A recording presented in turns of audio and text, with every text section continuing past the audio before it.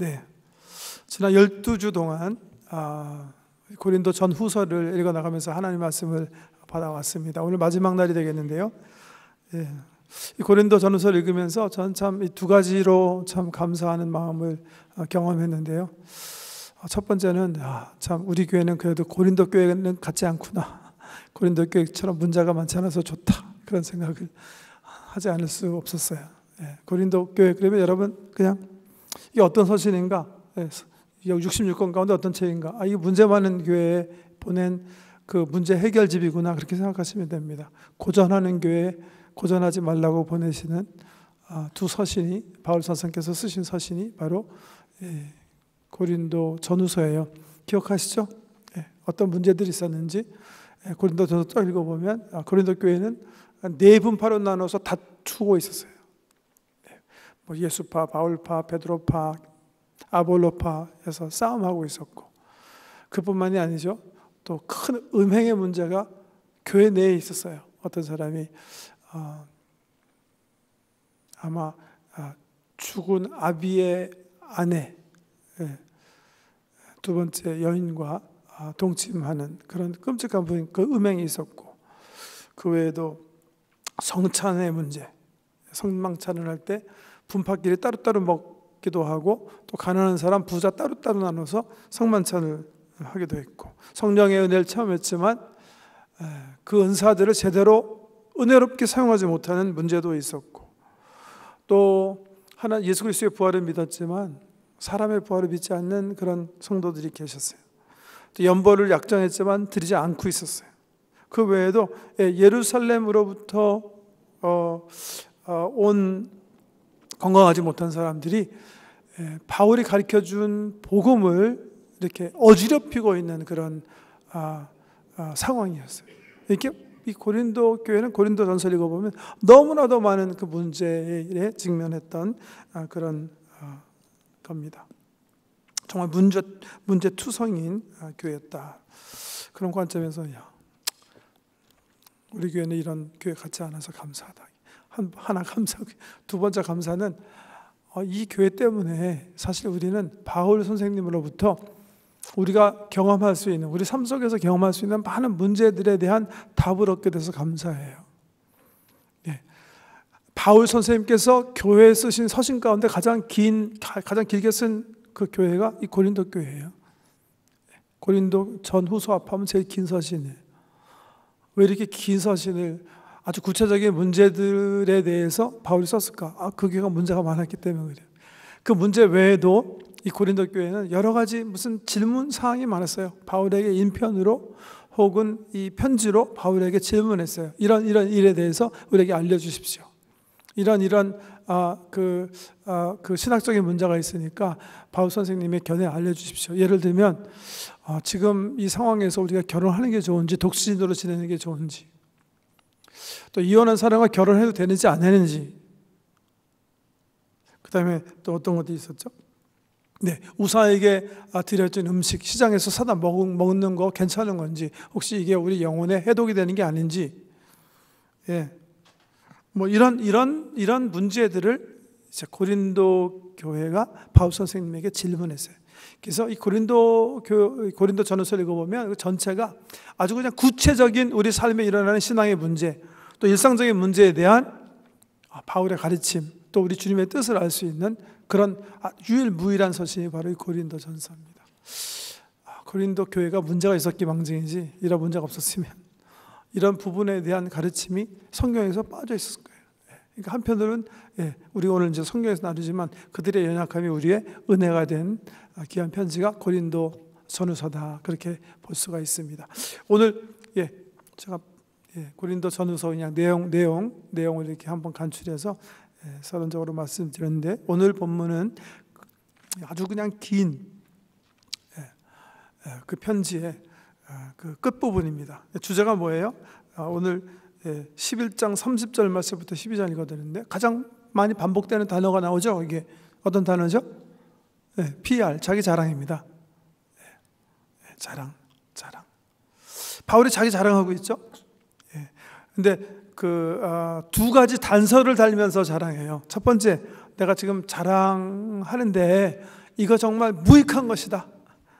12장 1절에 보면 무익하나마 내가 부득불 자랑하노니, 자기에 대해서 이제 자랑을 글로 쓰시는데 쓰시기 전에 고백하는 게 사실 이거 무익하다, 유익되지 못할 것이다, 이렇게 먼저 단서를 달아요. 내용 보면 우리가 12장 이하에 보면 굉장히 그 내용이 그렇잖아요. 굉장히 뭐라 그럴까, 하나님께서 주신 그 은혜, 은총의 경험인데, 어떻게 생각하세요? 내가 하나님께 기도 가운데 큰 은혜 받았어요. 그렇게 나누면 상대에게 굉장히 많이 유익할까요? 아니면 유익하지 않을 수 있을까요? 유익할 수도 있어요. 간증 은혜롭게 잘하시면. 근데 유익하지 않을 수도 있어요. 그러니까 바울이 홀드하는 거예요. 홀드하는 거예요. 우리 일반적으로도 마찬가지잖아요. 자기 자랑을 하게 되면 어떻게 되죠? 그렇게 되면 듣는 사람들이 성숙하지 못할 경우에 짜증나게 되는 거죠, 정말. 혹은 시기심을 유발하게 되는 거죠. 자기도 막 자랑하고 싶어지고. 더군다나 듣는 분들이, 자랑을 듣는 분들이 열등감을 가진 분들이면 어떻게 되는 거예요? 열등의식을 자극했기 때문에 막 시기심을 유발하게 돼요. 경쟁과 증오심을 오히려 거기서부터 유발하게 하는 거죠. 영적으로 얘기하면, 우리가 영적으로 하나님께 큰 은총 받아갖고 그 남에게 간증을 하면 설사 그 내용이, 그 경험이 다른 사람들에게도 반복될 수 있는 내용이면 좀 좋은데, 실질적으로 많은 은총의 경험들이 반복되어질 수 없는 경험들도 많습니다. 그 은총의 깊이가 깊을수록 더 반복되어질 수 없을 것인지도 모르죠. 그러니까 영적으로 반복될 수 없는 그런 간증 경험들이기 때문에 그분들 삶 속에서는 그분들의 어떤 그런 갈망은 가져오겠죠. 왜 하나님이 저 사람에게는 저런 은혜를 주셨는데 나에게는 그런 은혜를 주시지 않을까?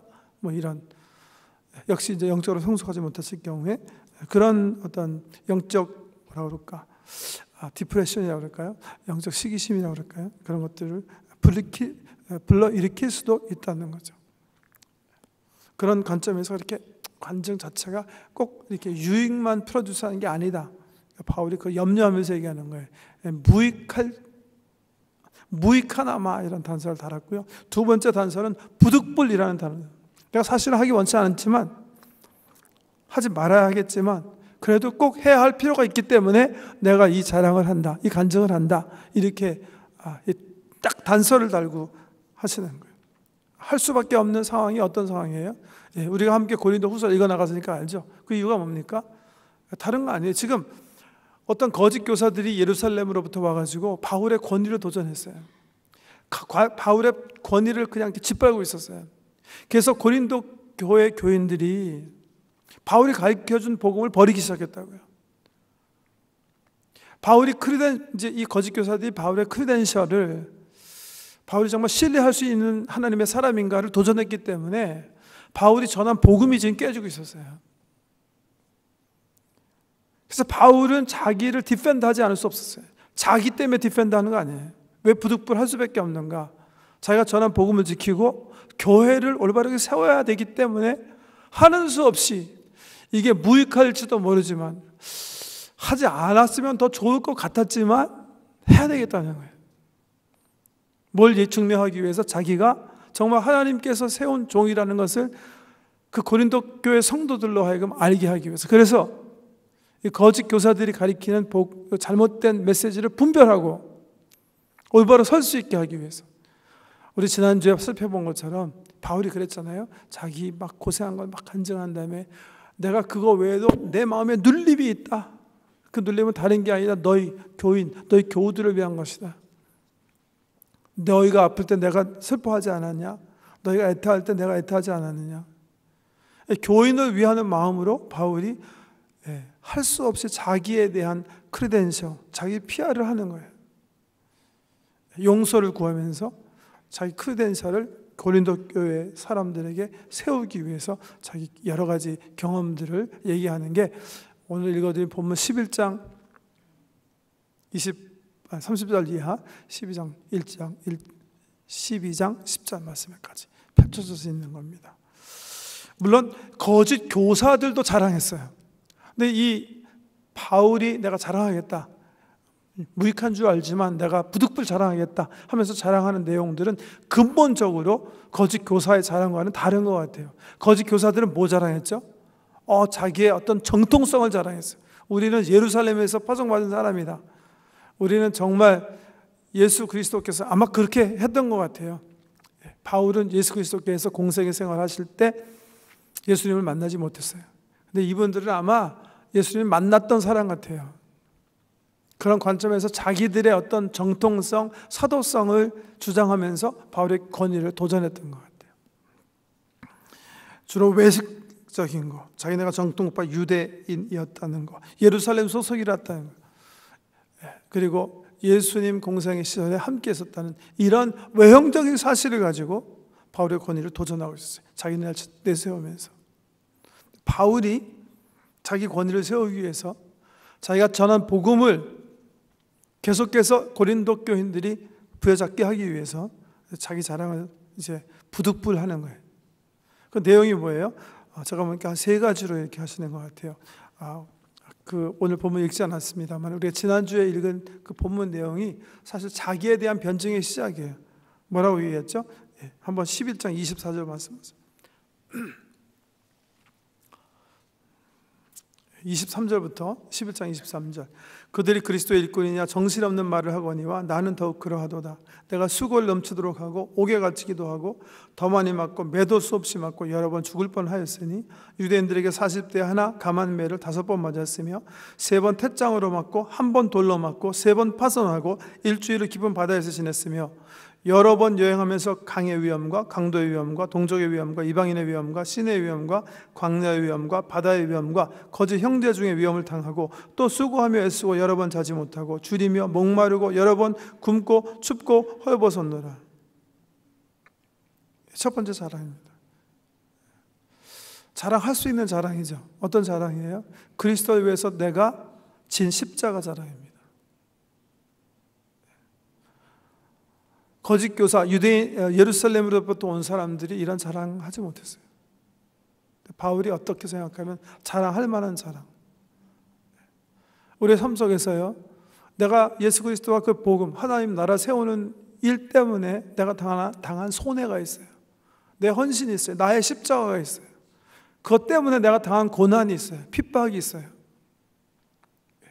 자랑할 만한 자랑이에요. 하나님께서 인정해 주시는 그런 수고예요.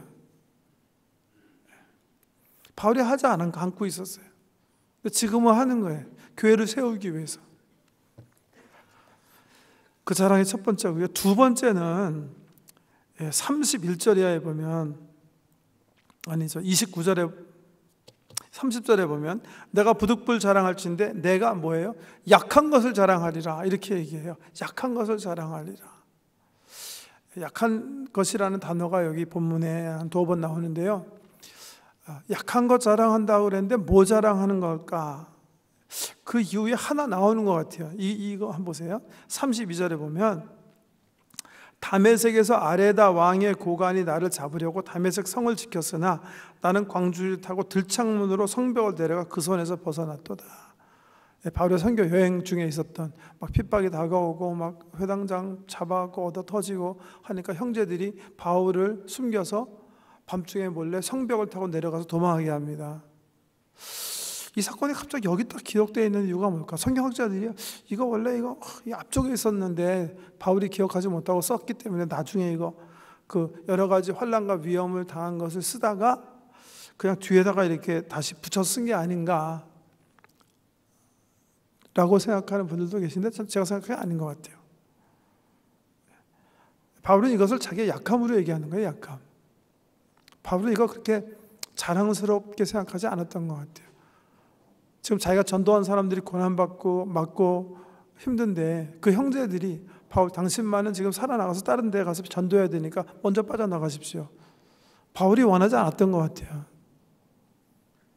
그냥 함께 그 형제들과 고난당하기 원했었던 것 같아요.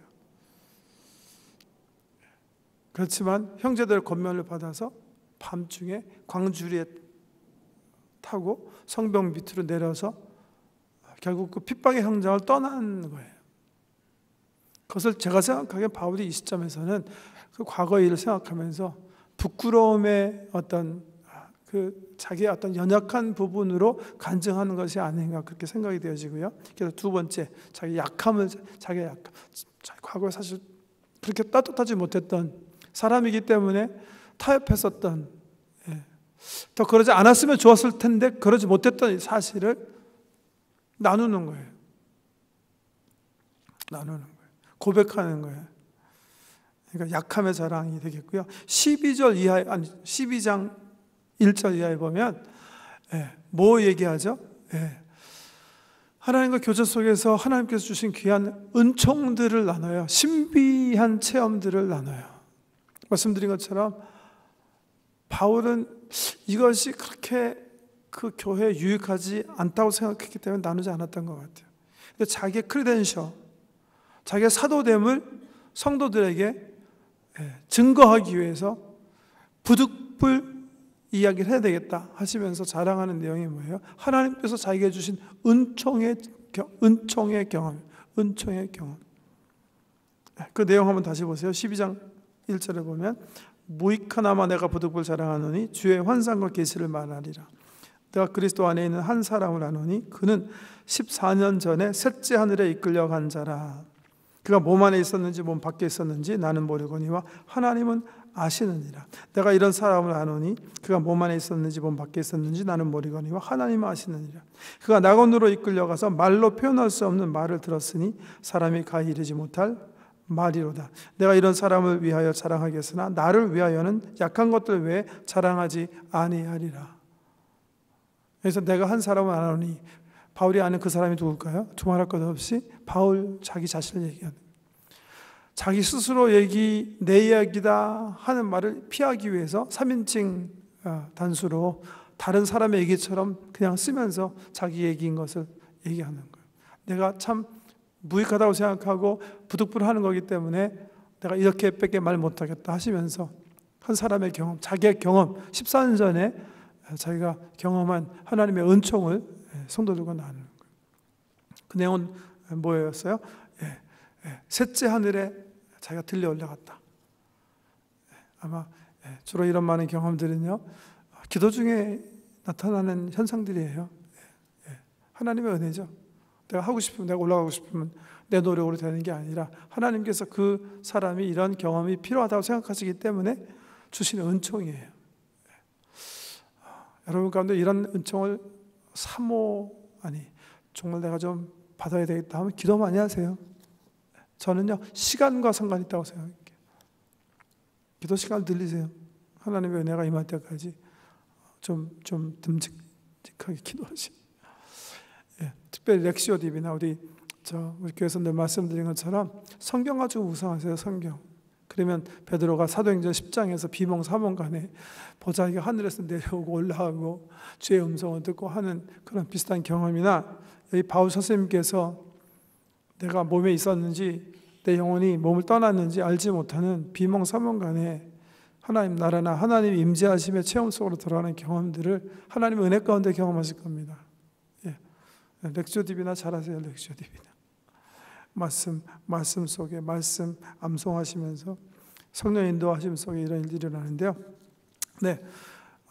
여기 셋째 하늘에 올라갔다, 이런 표현을 이제 바울이 하는 거예요. 그리고 그 낙원에 가서 말로 이르지 못한 그런 말들을 받았다. 내가 여러분들과 다 나눌 수 없는 그런 은혜를 경험했습니다. 그렇게 얘기하는 거예요. 여러분, 이런 바울의 간증 속에서 제 생각에는 우리가 잘못 실수할 수 있으면 이 신비적 경험, 이 은총의 경험을 절대화시키는 거예요. 그러니까 하늘은 세 개구나. 천국은 셋째 하늘에 있구나. 그렇게 여기서 원리를 딱 끄집어내는 거예요. 대단히 잘못하는 겁니다.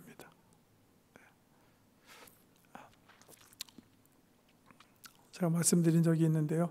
제가 오래전에 목회하는 가운데 어떤 그 나이 드신 어른이 너무나 하나님의 큰 은혜를 경험하셨어요. 열심히 하나님 섬기시는 분인데 기도 가운데 우리 하나님을 배운 거예요. 하나님께서 은총으로 그 앞에 나타나셔서 그분과 대화하고 축복해 주시고 위로해 주시고 격려해 주시고 가셨다는 건데요. 제가 저희가 그 은총을 저한테 이렇게 얘기하면서 너무나 기뻐하시고 감사하시고 막 그 기쁨과 그 감격이 막 느껴지는데요. 제가 한참 그분과 함께 기뻐하는 중에 제가 좀 걱정하기 시작했어요.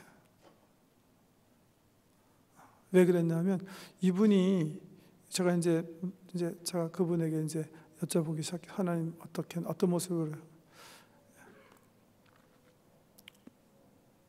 제가 어떤 우려가 있으냐면 이분이 자기가 경험한 하나님을 정말 하나님으로, 예를 들면 하나님 한국 사람이고 하나님을 이렇게 막 하얀 두루마리 입고 다니시고 또 이렇게 좀 나이 드신 영감님이시고 자기가 경험한 대로 하나님께서 정말 그렇게 실존하신다고 생각할까 봐 조금 걱정이 되더라고요.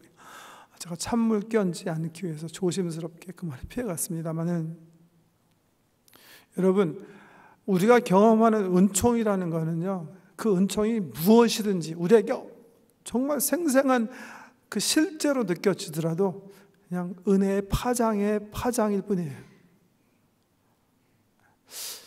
아무도 하나님 실체를 경험할 수 없습니다. 우리는 너무나 유한하기 때문에 우리 하나님께서 그랬죠. 하나님, 모세가 하나님 보여주세요. 너 나 보면 죽는다. 하나님 너무 크신, 하나님은요 말씀으로 이 우주를 창조하신 분입니다. 우리의 지성이나 감성 속에 들어오시기에 너무너무 크신 분이세요. 절대로 우리는 경험할 수 없습니다. 그분의 실체는 그분의 실체처럼 경험하는 거죠. 그죠?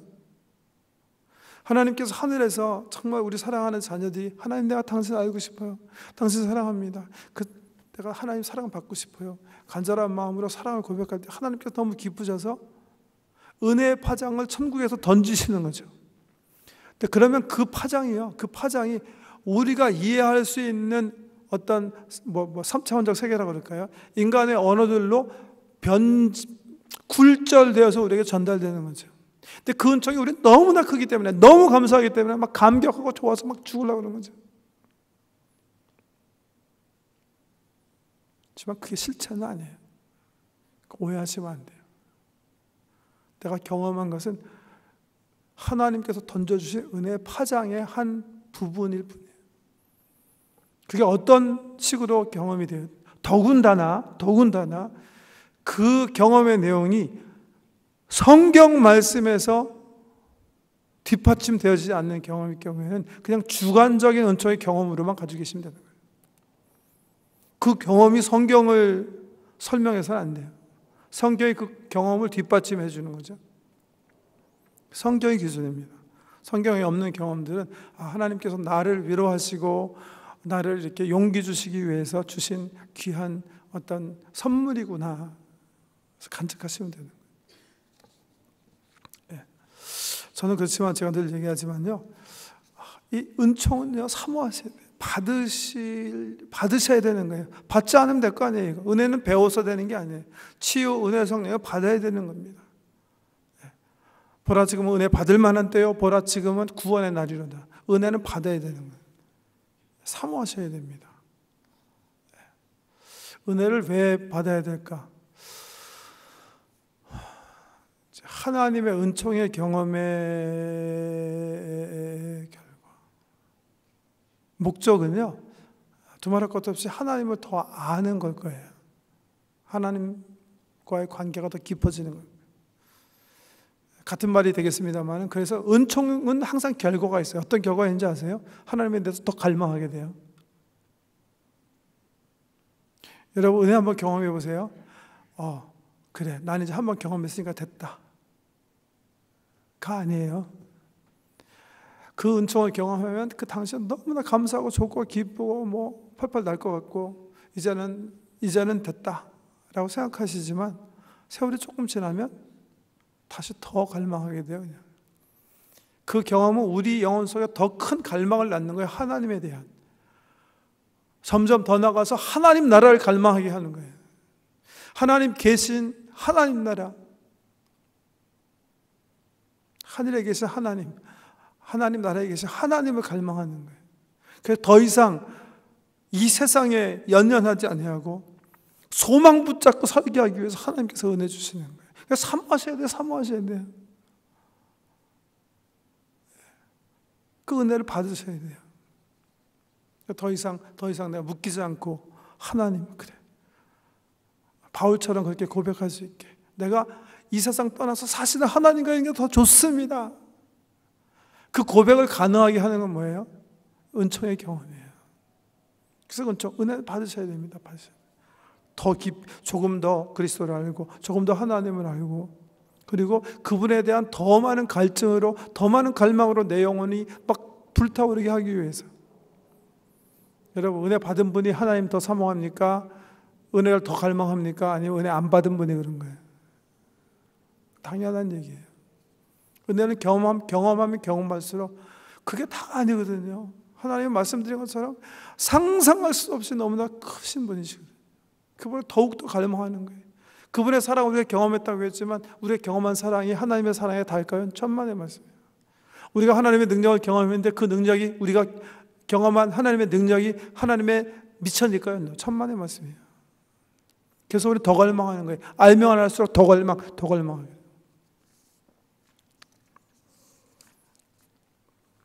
네.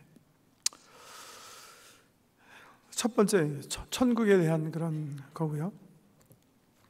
네. 마찬가지로 천국도 마찬가지죠. 네. 천국에 갔다 오신 분들이 우리 교인들도 몇 분 계시고, 예. 제가 하나님 경험한 것도 있어요. 제가 성도님 말 들어보면 경험이 각자 다 조금 다를 수 있어요. 누가 맞는 거예요? 하나님의 은총의 관점에서 다 괜찮은 거예요. 다 맞는 거예요. 실체적인 관점에서는 다 아니에요. 하지만 하나님의 은총이에요. 하나님의 은혜예요. 절대화시키시면 안 돼요. 절대화할 수 있는 유일한 거는 성경이에요. 성경이 없는 얘기는 일단 주관적인 경험으로 하나님께서 내게 특별하게 주신 은총으로 깊이 감사하면서 사시면 되는 거예요. 첫 번째 경험, 바울의 자랑이 이제 신비한 체험. 두 번째 너무 비슷한 건데요. 은총의 경험인데 하나님의 음성이 자기에게 들려진 바 된 거예요. 어떤 경우? 기도의 응답으로, 육체 가시에 대한 기도 응답으로 하나님께서 주신 음성을 고린도 후서에 써서 나누면서 자기를 이렇게 세우는 거예요. 바울은 육체에 어떤 문제가 있었어요. 육체의 가시가 뭘까? 이건 뭐 또 역사학자들 또 우리 성경학자들마다 내용이 뭐 분분해요. 네. 칼빈 선생님은 로마서 7장을 근거로 해서 영적 투쟁을 얘기했을 것이다. 예. 영적 싸움을 그냥 육체적 가시로 표현했을 것이다. 내 속에 죄가 막 옥죄어 오는도다. 오라 나는 공고한 사람이라다. 누가 나를 이 사망의 몸에서 구원해야 될까? 바울도 끝까지 영적인 투쟁을 했다 이거죠. 그런 관점에서 이 옛 육신을 가지고 있기 때문에 성령을 내가 쫓아 행하려 할 때 사탄이 계속해서 내 육신을 통해서 도전해 오는 것을 육체의 가시로 표현했다. 그렇게 칼빈 선생님 그렇게 보시고요.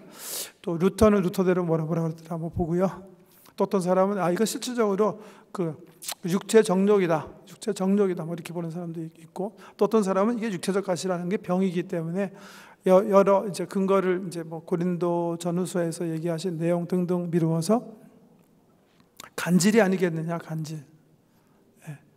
그래서 이런 사람들 또 이상한 사람 간질 뭐 이런 중에 또 뭐 환상 본 게 아니냐 뭐 이런 어처구니 없는 얘기하는 그런 사람들도 있는데요. 저는 그렇게 생각합니다. 여러 학자들 가운데서 이 바울 선생님의 육체 가시가 뭘까? 저는 눈에 문제가 있어서 그런 게 아닌가 그렇게 생각해요. 성경적인 근거가 두 가지가 있다고 생각하는데요. 하나는 갈라디아서 6장을 마감하면서 바울 선생님께서는요 서신을 쓰셨을 때 그 당시 전통에 따라서 자기가 쓰지 않으셨어요. 말씀드린 것처럼 그 당시 이 양피지는 굉장히 비쌉니다. 파필러스로 만든 종이거나 양피지에 양 가죽 안쪽을 이렇게 쳐가지고 펴가지고 만들어서 종이 만들어서 두루마리 만드는데요. 너무나 비싼 거라 글 이렇게 정말 한석봉 씨처럼 글 잘 쓰지 않는 한 함부로 뭐 사다가 썼다가 버릴 수 있는 그런 시대가 아니에요. 예, 우리 옛날에 대소서에 가시면 정말 멋있게 글 쓰시는 분이 봉사하셨던 것처럼 글은 쓰는 사람이 따로 있었어요. 바울은 자기의 그 편지를 다 대서하게 했어요. 그럼 자기 할 수도 있었겠죠. 학문이 많은 사람이 대서하게 했는데, 특별히 갈라디아서 6장에 보면 바울이 대서를 다 마친 다음에 마지막에 이렇게 써요. 오케이, 보라, 나 바울이 지금 큰 글자로 너에게 친필로 쓴다, 이렇게 써요. 왜 바울은 큰 글씨로 썼어야 했을까?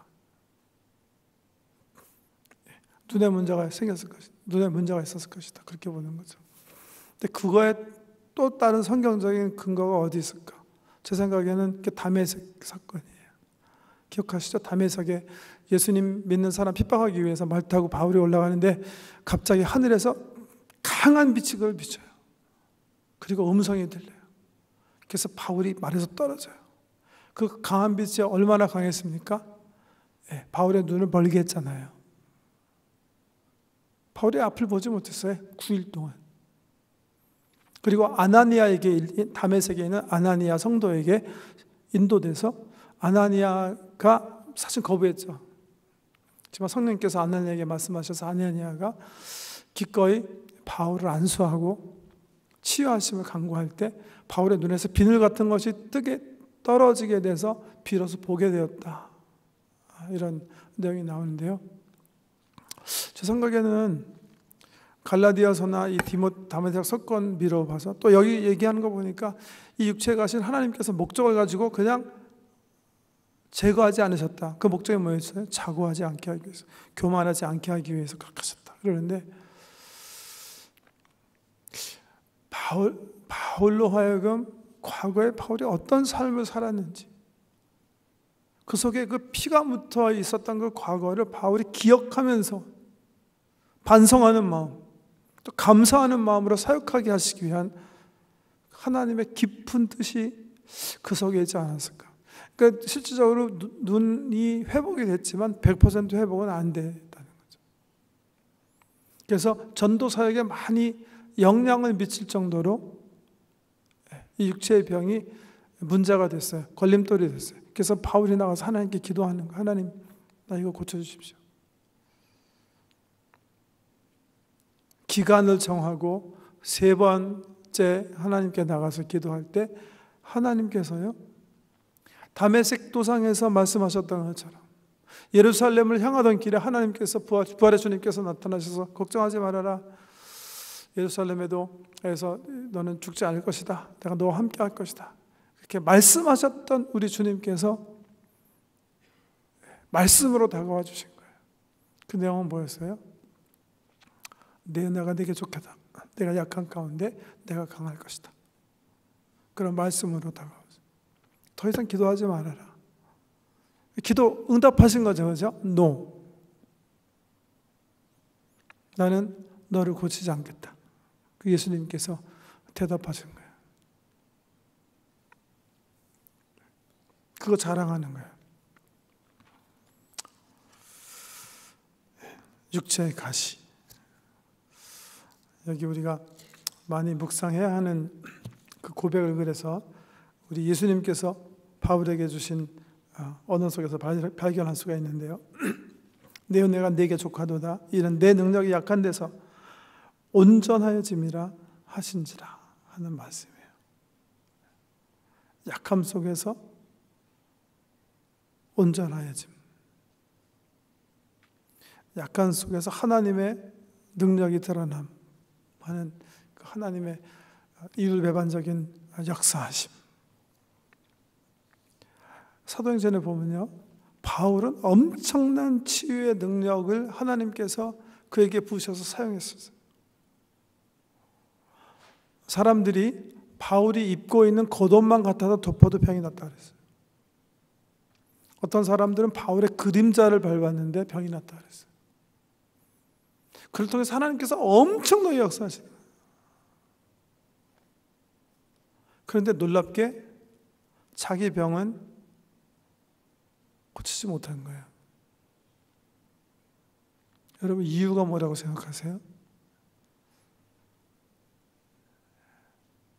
이거는 하나님의 웅변입니다. 어떤 웅변이에요? 병 고치는 능력이 바울 속에 없다는 거예요. 전적으로 하나님 손에 있다는 거예요. 바울은 그냥 사용되어질 뿐이에요. 하나님의 뜻에 따라서요. 그 속에 능력이 있었으면 자기 병부터 고쳤을 거예요. 자기가 사람들이 야, 저거 정말 하나님 사랑하는 사람 맞아? 할 정도로 어떤 해결할 수 없는 육체의 가시, 어떤 병을 가지고 있었어요, 바울은. 그럼에도 불구하고 그를 통해서 하나님께서 놀랍게 치유의 사역을 펼쳐나가셨어요. 하나님의 설교예요, 이게. 하늘과 땅의 권세가 하나님께 있다는 거예요. 바울은 그냥 사용되어지는 도구였어요. 그를 통해서 하나님께서 많이 역사하셨기 때문에 만에 하나 이 사람이 교만해질까 봐 하나님께서 그 육체로 그 육체의 가시로 그가 전혀 능력 없음을 계속 리마인드 시켜주세요. 그 은혜의 역할을 육체의 가시가 하고 있습니다. 저는요, 실질적으로요, 하나님께서 귀히 사용하시는 종들 가운데 이 육체의 가시를 여러 번 봤습니다. 육체의 가시가 없었더라면 무너질 수도 있는 그런 이유 때문에 하나님께서 그 육체의 가시를 두시고 엎드리게 하시고 기도하게 하시고 항상 하나님 고백하고 그 의존하게 하시면서 사용하시는 경우죠. 여러 번 봤어요. 성경에도 그런 이그젬플이 많죠. 모세, 다윗, 바울, 베드로. 저는 이 성경의 역사, 우리 교회 역사 속에서 펼쳐지는 하나님 사용하시는, 사람을 사용하시는 방법 가운데 참 희한한 그 어떤 그 고리들을 보는데요. 하나님께서 이렇게 정말 종들을 크게 사용하실 때는 일단 한번 밟으세요. 찍소리 못하게 한번 밟으시는 것 같아요. 베드로 대표적인 인물이라고 생각해요, 저는. 베드로가 예수님 떠나신 다음에 예수님 목회, 예루살렘 목회의 총책임자예요. 천방지축 베드로. 참 열정이 있고 헌신이 있고 시원시원한 사나이였는데 하나님께서 그를 그냥 그대로 우리 주님께서 맡기셨으면 어떻게 됐을까? 저는 그래서 주님께서 베드로를 밟으셨다고 생각해요. 십자가 앞에서 밟으세요. 모든 교회가 그가 예수 그리스도를 3번 했다는 사실을 다 공개하세요. 더 이상 자기 잘난 체 하지 못하도록 하나님께서 그 육체의 가시를 다 공개하세요.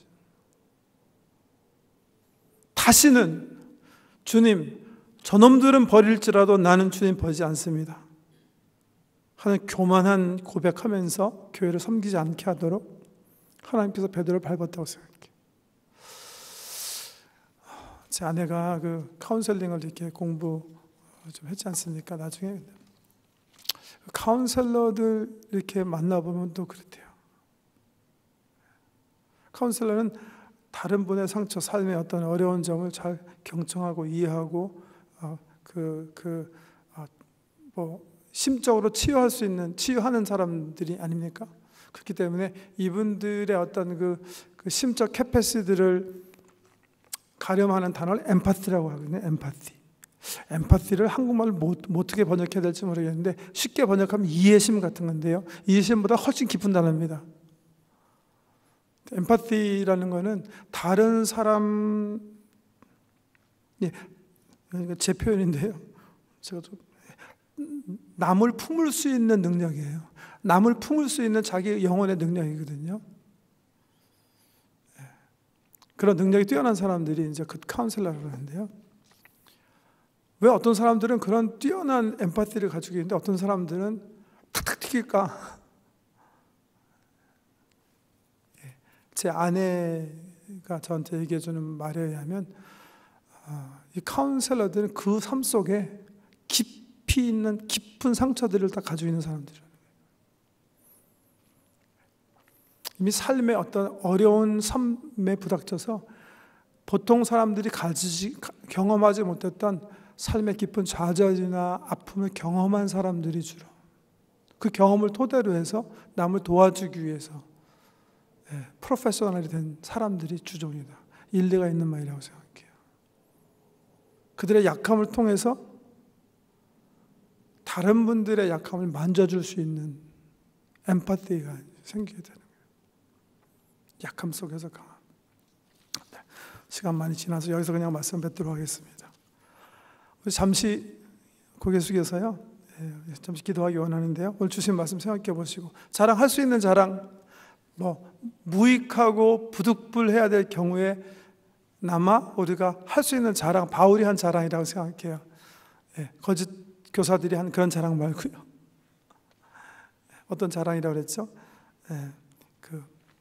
예수 그리스도를 위해서 내가 십자가 진 그 자랑, 십자가 고난의 자랑, 핍박의 자랑, 고생의 자랑, 내 약함의 자랑. 나는 부족했지만 하나님께서 나를 사용하시고 부족한 이런 사람을 통해서도 하나님 영광을 드러냈었어요. 하나님 은혜 자랑. 그 다음 하나님께서 주신 은총 자랑, 은총의 자랑, 은총의 자랑. 이 세 가지 자랑. 또 하나 말씀 세기 원하는 거는요. 기억하세요. 약함 속의 강함. 이게 주께서 사용하시는 신비한 방법입니다. 아마 여러분 우리 삶을 살펴보면 하나님께서 우리 삶 속에서도 우리를 사용하기 위해서 더 성숙하게 하기 위해서 더 하나님께 매달리고 주님 그 예속된 사람으로 살게 하기 위해서 우리 가운데 육체적인 고난이나 병이나 또 관계적인 사막이나 환경적인 어려움을 우리 가운데 육체적 가시로 지금 하나님께서 두신 지금 경험하고 계시는 분들이 계실 거예요. 잘 분별하십시오. 거룩한 하나님의 목적이 있을 수가 있다는 사실 기억하셔야 됩니다. 우리를 자만치 않게 하고 우리로 하여금 주님 앞에 무릎 꿇고 기도하게 하기 위해서 더 하나님과 더 깊이 있게 교제할 수 있게 하기 위해서 하나님께서요 지금 정말 은총의 가시를 우리에게 주실 수 있다. 잘 분별하시면서 기도하시기 바랍니다. 2분 동안 주신 말씀 붙잡고 기도하는데 축도로 표현하겠습니다.